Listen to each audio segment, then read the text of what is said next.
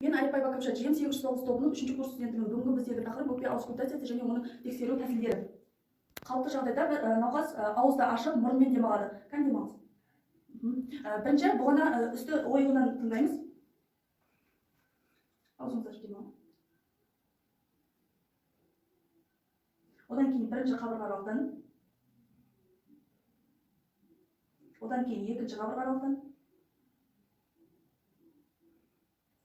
Сосын үшінші қабырға аралықтан.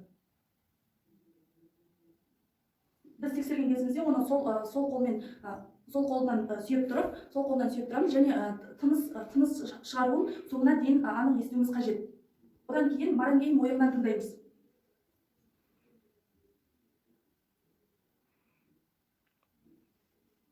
Біз бүйір жағынан тыңдаймыз. Екі қолды желкеге қойып, бірінші қолтықтан тыңдаймыз. Қолын шамалы өтеміз. Қолтыққа қатты бас сыңғырап тыңдаймыз. Одан кейін төртінші қабырға аралықтан.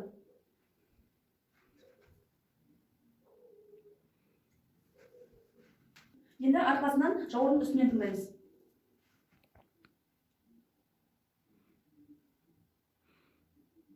Одан кейін қолды айқастырып қойып, жауырын үстінен тыңдаймыз.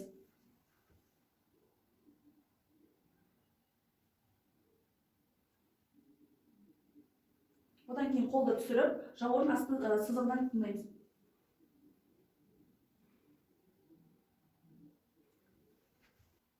Өкпені тексеріп болғаннан кейін біз оң қорытынды жасаймыз. Өкпеде везикулалық шулар жоқ, және де қосымша тыныс шулары жоқ.